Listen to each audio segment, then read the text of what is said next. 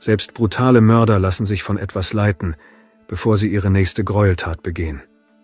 Die heutige Geschichte handelt jedoch von einem Mann, der einfach nur Freude an der Grausamkeit und den Qualen seiner Opfer hatte.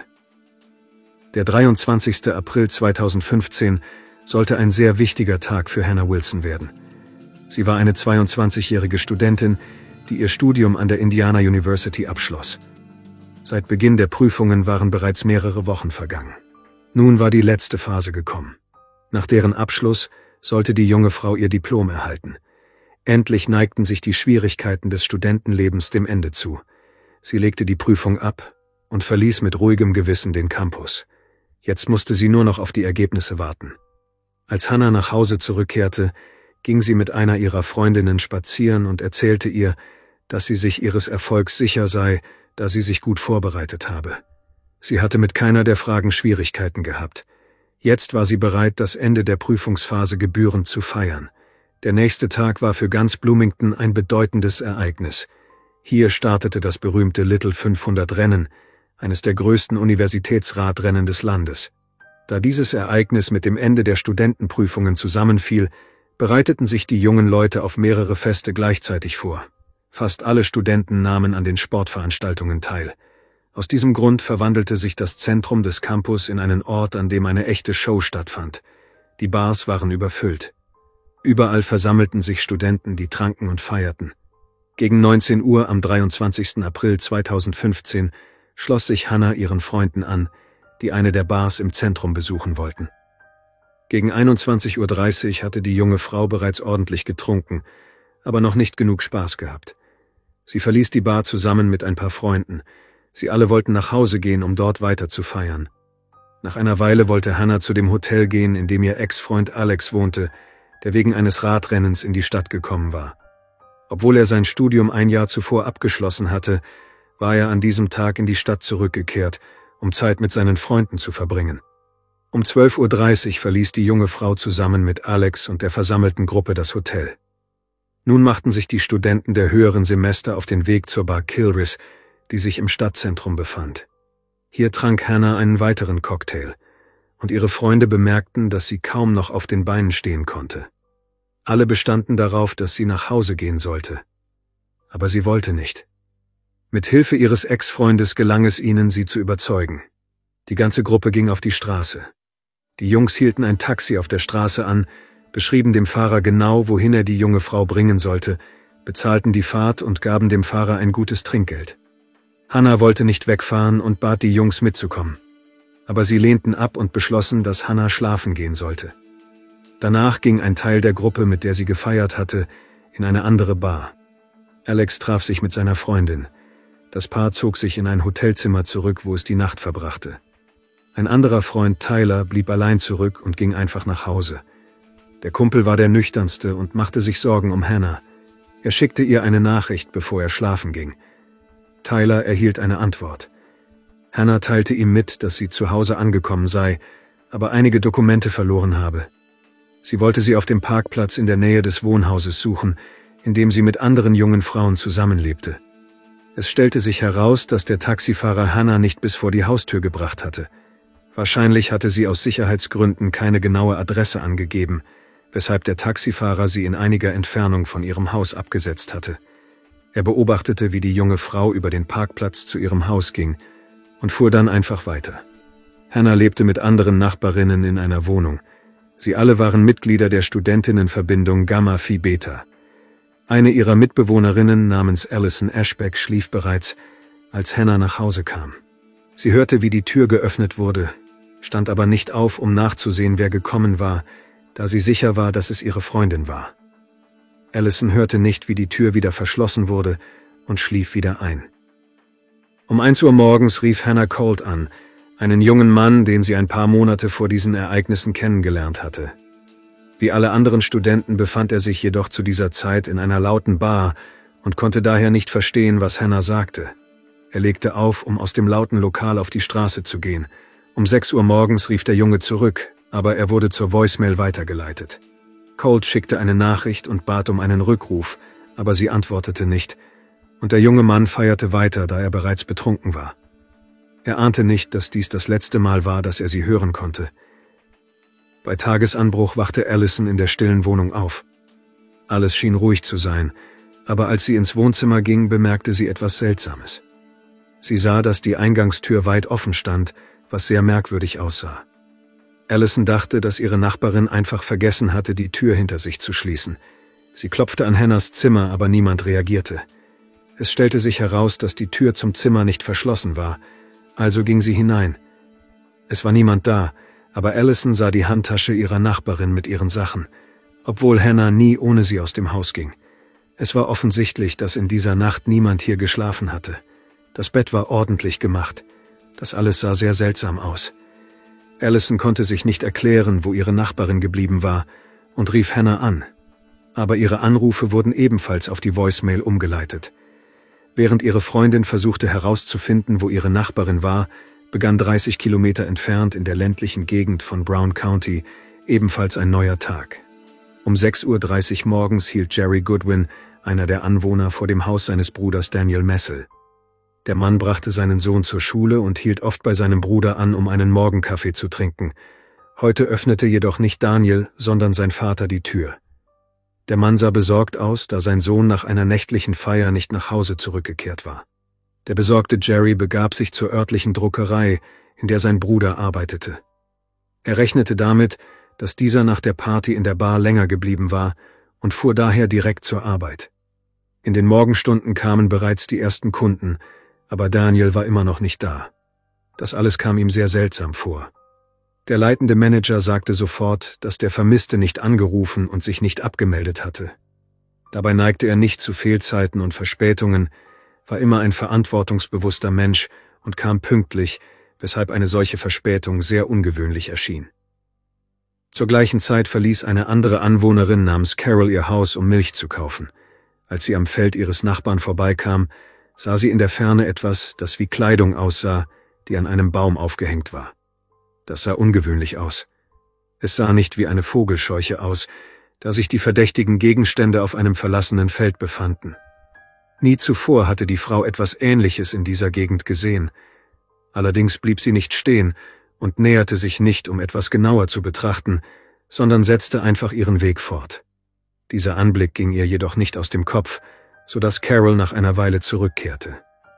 Nachdem sie ihre Besorgungen erledigt hatte, beschloss sie, sich diese Vogelscheuche anzusehen. Als sie näher kam, bemerkte die zufällige Zeugin, dass es sich um Frauenkleidung handelte, die ordentlich an einem Baum aufgehängt war. Von weitem sah sie etwas im Gras, das an einen Menschen erinnerte, war sich aber nicht sicher, wer das war und was es dort tat. Die Frau vermutete, dass vielleicht jemand zu viel Alkohol getrunken hatte und einfach auf dem Feld eingeschlafen war. Ihre Neugierde ließ sie nicht los. Sie näherte sich noch weiter. Carol erkannte, dass es sich um eine junge Frau handelte, die mit dem Gesicht nach unten lag. Als sie rief, reagierte niemand. Außerdem schien es, als befände sich Blut auf dem Rücken der jungen Frau. Deshalb rannte die Anwohnerin sofort nach Hause, um den Notdienst zu alarmieren.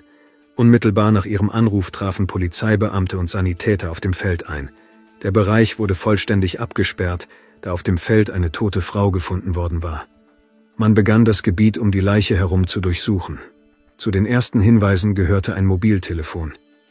Es war jedoch zerquetscht und funktionierte nicht mehr. Neben dem Opfer wurden keine Dokumente gefunden. Ihre Identifizierung stellte ein Problem dar, aber das Vorhandensein eines Mobiltelefons könnte bei der Identifizierung helfen. Im Telefon befand sich noch eine SIM-Karte. Diese wurde überprüft und es stellte sich heraus, dass sie auf den Namen Daniel Messel registriert war. Das half zwar nicht bei der Identifizierung des Opfers, aber in den folgenden Stunden gelang es, sie zu identifizieren. Die Verstorbene war die 22-jährige Hannah Wilson. Daniel wurde sofort zum Hauptverdächtigen des Mordes. Die Ermittler vermuteten, dass Hannah um ihr Leben gekämpft hatte. Es war ihr gelungen, dem Angreifer sein Telefon wegzunehmen oder ihm aus der Hand zu schlagen. Natürlich beschlossen die Ermittler sofort, zum Haus des 49-jährigen Daniel zu fahren, um dort nachzuschauen. Dort stellten sie fest, dass er noch nicht zurückgekehrt war. Zu dieser Zeit lebte der Mann zusammen mit seinem Vater in einem Wohnwagen am Rande der Stadt. Sie sprachen sofort mit Jerry und fanden heraus, dass sein Sohn regelmäßig in Schwierigkeiten geriet. Dies wurde auch von den Nachbarn der Männer bestätigt.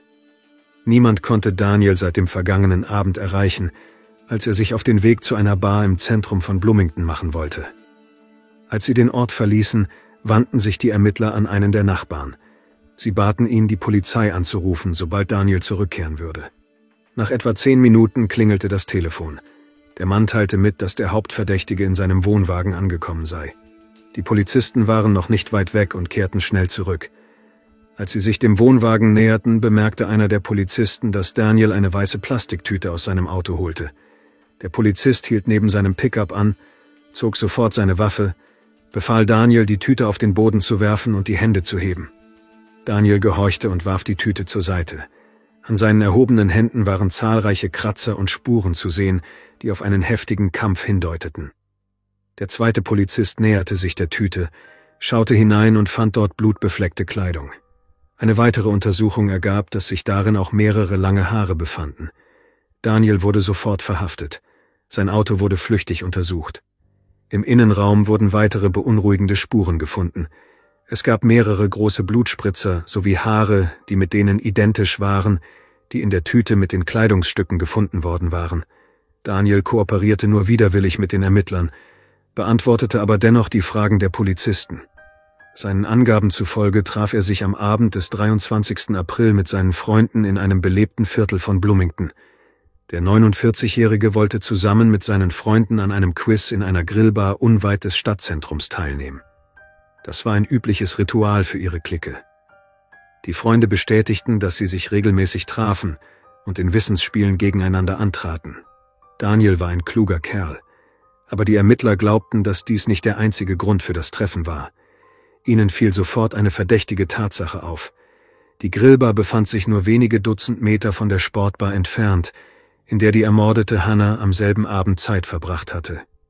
Parallel dazu überprüften sie die Aktivitäten des Mannes im Internet. Dank des gefundenen Mobiltelefons fanden sie heraus, dass er auf der Suche nach einer Frau seines Herzens war. Er füllte ein Formular auf einer Dating-Website für Sugar Daddies aus, in dem er angab, dass er nach einer ganz besonderen Studentin der Indiana University suche. Allerdings log er in Bezug auf seine finanziellen Möglichkeiten. Laut Daniel wollte er eine Frau im Alter von 18 bis 40 Jahren finden und gab an, zwischen $100.000 und $200.000 im Jahr zu verdienen.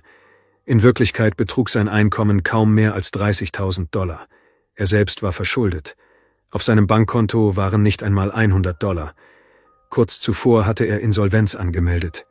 Das war einer der Gründe, warum er mit seinem Vater in einem alten Wohnwagen lebte, da er sich einfach nichts Besseres leisten konnte. Nach Angaben des Festgenommenen kam er gegen 20 Uhr an diesem Abend in die Bar. Daniel kam absichtlich früher, um für seine Gruppe den besten Tisch zu reservieren. Dort trank er eine ordentliche Menge Bier und nahm dann mit seinen Freunden an einem Quiz teil. Dies wurde nicht nur von den anderen Gästen, sondern auch von den Mitarbeitern des Lokals bestätigt. Sie berichteten, dass Daniel eine lustige Zeit mit seinen Freunden verbrachte und besser gelaunt zu sein schien als sonst. Die Gruppe verließ die Bar gegen 23:30 Uhr. Der Mann fuhr seinen Freund Matthew nach Hause und wollte dann laut Aussage eines Zeugen nicht nach Hause, sondern noch eine Runde durch die Innenstadt drehen. Nach der Route zu urteilen, die Daniel gefahren ist, könnte er Hannah und ihre Freunde getroffen haben, die die junge Frau nach Hause begleitet haben. Der verdächtige Mann konnte nicht erklären, wie sein Handy auf ein verlassenes Feld gelangt war und neben der Leiche der ermordeten Frau gefunden wurde. Um die Kratzer und Spuren eines Kampfes an seinen Händen zu rechtfertigen, erfand er auch eine absurde Geschichte. Dabei verhielt sich Daniel recht ruhig.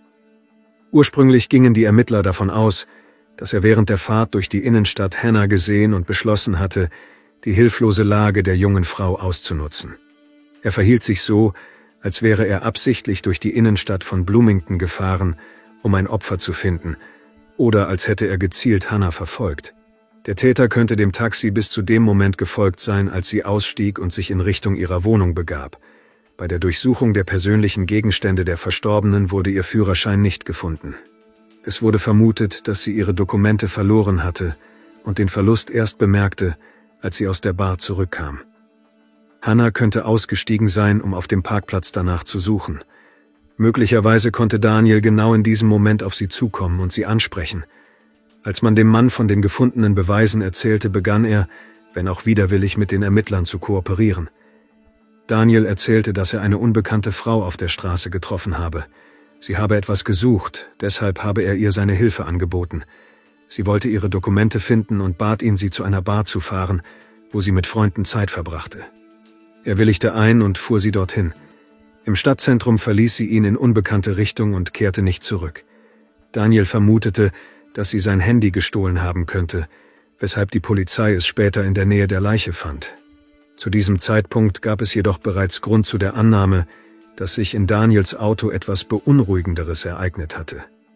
Die Ermittler gingen davon aus, dass der Hauptverdächtige Hannah angegriffen hatte, sobald sie in das Auto gestiegen war. Den gefundenen Blutspuren nach zu urteilen, kam es zu einem Kampf zwischen den beiden. Man ging davon aus, dass der Mann die junge Frau so stark geschlagen haben könnte, dass sie das Bewusstsein verlor. Anschließend brachte er sie aus der Stadt hinaus auf ein verlassenes Feld. Dieser Ort, an dem später die Leiche gefunden wurde, befand sich etwa 30 Autominuten entfernt. Allerdings befand sich im Innenraum des Autos nicht genug Blut, um anzunehmen, dass er die junge Frau dort getötet hatte. Allem Anschein nach fand der Mord draußen statt. Später betonten die Anwohner, mit denen die Ermittler sprachen, dass die Hunde nachts nach 3 Uhr zu bellen begonnen hatten. Es war ein ungewöhnliches Bellen, nicht wie wenn Tiere einfach nur vor einem Fremden warnen. Es schien, als würden sie vor einer tödlichen Gefahr warnen. Anscheinend hat Daniel genau in diesem Moment Hannah auf dem Feld getötet, und die Tiere haben das gespürt. Einige Stunden nach der Festnahme und dem Beginn der Verhöre begannen die Kriminaltechniker mit ihrer Arbeit und untersuchten sein Auto. Von außen war es mit getrocknetem Schmutz und Gras bedeckt. Im Inneren fanden sie neben den offensichtlichen Blutspuren, die bereits bei der Verhaftung bemerkt worden waren, Haarsträhnen und unter dem Beifahrersitz einen abgebrochenen Absatz. Er passte zu den Schuhen der jungen Frau, die auf dem Feld gefunden worden war. Im Kofferraum fanden sie einen Baseballschläger, eine Rolle schwarzes Klebeband, Servietten und eine Decke. All diese Gegenstände ähnelten speziell vorbereiteten Werkzeugen, die für die Begehung eines Verbrechens erforderlich waren. Nun waren die Ermittler sicher, dass Daniel vorsätzlich gehandelt hatte und die Studentin ein zufälliges Opfer war. Der Mann könnte durch die Stadt gefahren sein und nach einer geeigneten jungen Frau als leichte Beute für einen Überfall gesucht haben. Natürlich wurde vermutet, dass er sie vergewaltigen wollte. Aber Hannah leistete zu heftigen Widerstand und kam deshalb ums Leben. Nach der Obduktion von Hannah Wilsons Leiche wurden bei ihr mehrere Kopfverletzungen durch einen stumpfen Gegenstand festgestellt. Überall am Körper fanden sich Spuren von Schlägen, Hämatome. Die Schädeldecke war an mehreren Stellen gebrochen und die Arme waren mit Abschürfungen und Schnitten übersät, die sie sich bei der Selbstverteidigung zugezogen hatte.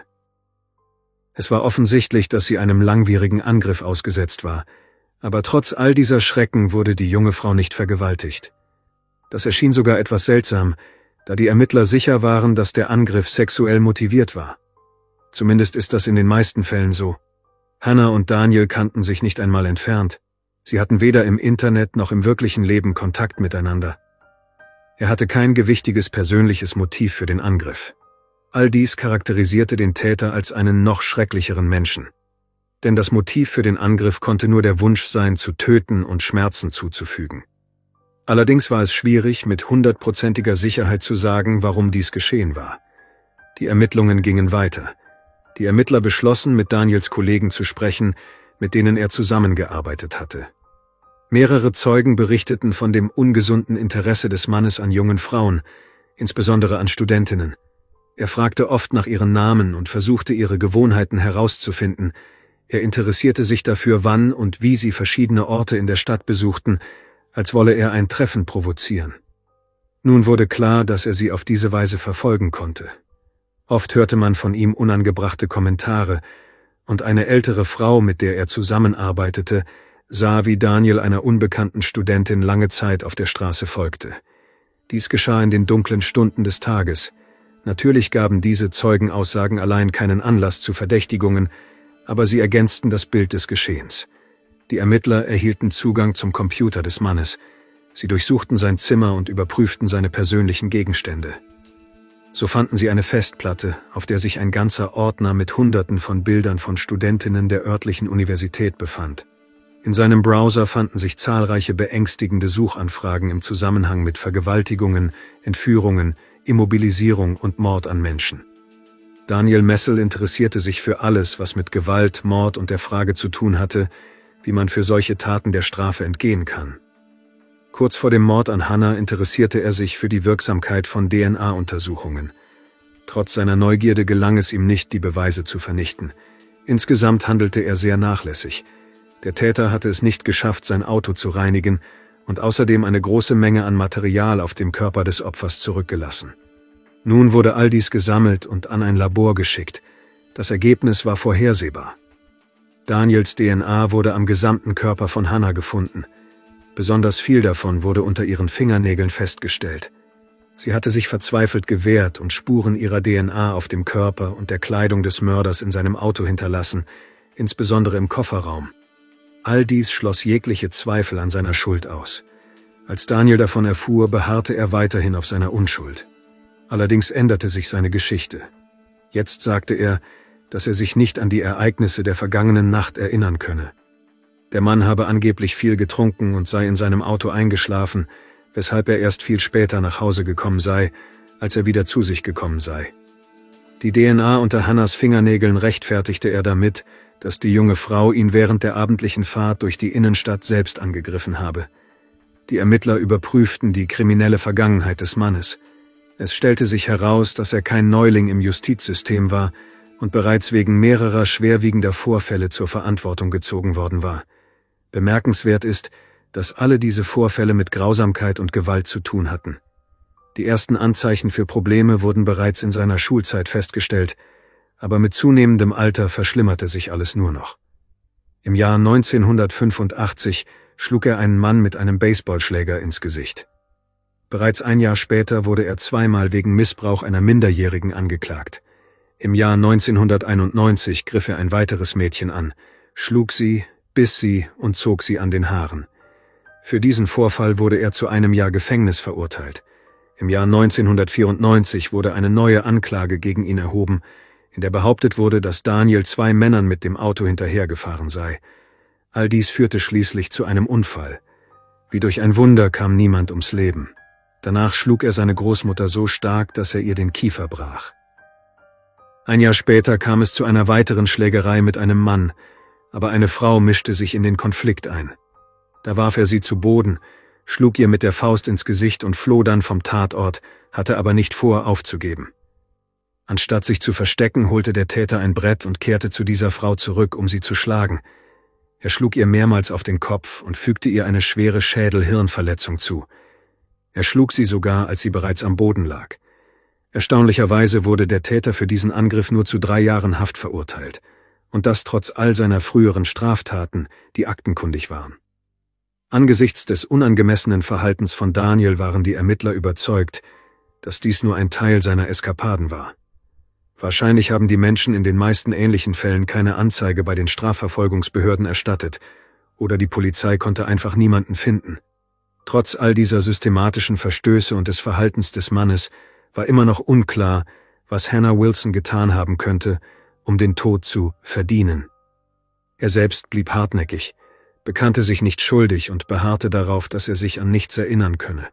Nachdem Beweise gegen Daniel vorlagen, wurde eine Pressekonferenz abgehalten. Sein Foto wurde veröffentlicht. Die Bürger wurden gebeten, sich an die Polizei zu wenden und alles zu erzählen, was ihnen bekannt war. Die Ermittler hofften, dass dies helfen würde, seine Beteiligung an anderen Verbrechen aufzudecken. Und so kam es auch. Bei der örtlichen Polizeidienststelle gingen zahlreiche Anrufe ein. Sie ermöglichten es, weitere Verbrechen aufzudecken, die Daniel begangen hatte. Am 3. November 2012 kam eine 18-jährige Studienanfängerin betrunken von einer Party auf dem Campus der Indiana University zurück. Ein unbekannter Mann bot ihr an, sie nach Hause zu fahren. Die junge Frau willigte ein. Als sie im Auto saß, packte er sie am Hals und drückte sie zwischen seine Beine, wo seine Hose bereits geöffnet war.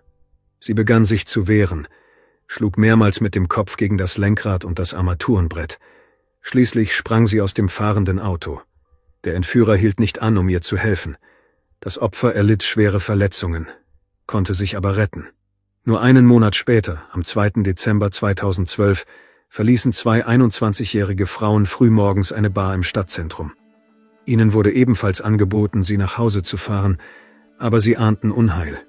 Die Frauen versuchten zu fliehen, aber Daniel begann sich aggressiv zu verhalten. Den Studentinnen gelang es, dem Angriff zu entkommen. Sie merkten sich das Kennzeichen des Autos. Später wurde der Mann sogar gefasst. Entgegen den Erwartungen wurde er nach einem kurzen Verhör freigelassen, da er ihnen keinen Schaden zugefügt hatte. Eine weitere Zeugin berichtete, dass im August 2012 um 2 Uhr morgens ein unbekannter Mann auf sie zukam.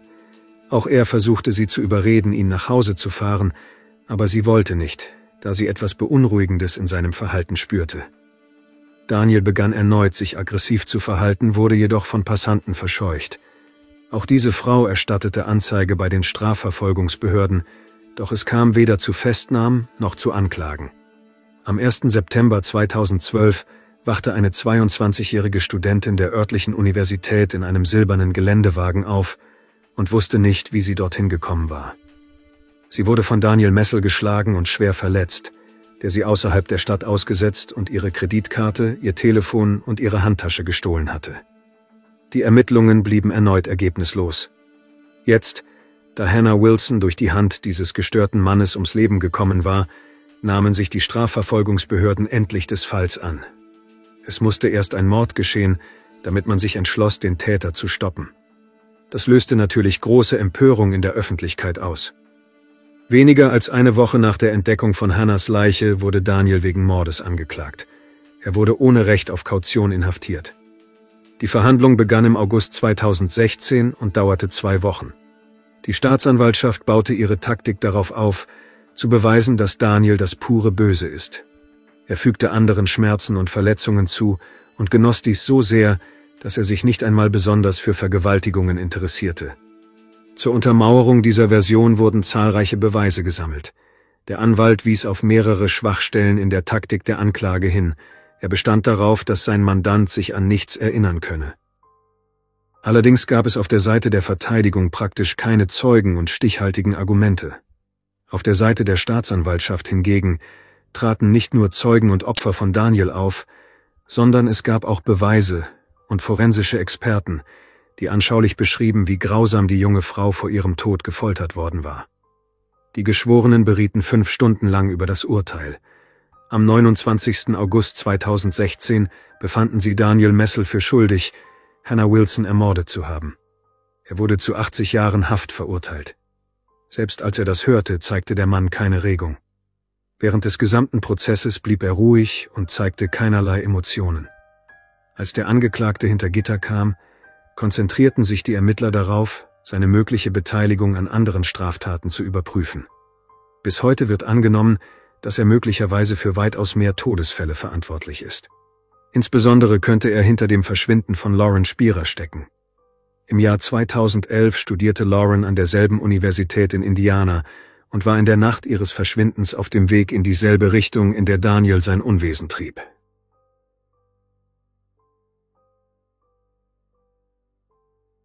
Danke fürs Zuschauen und passen Sie auf sich auf.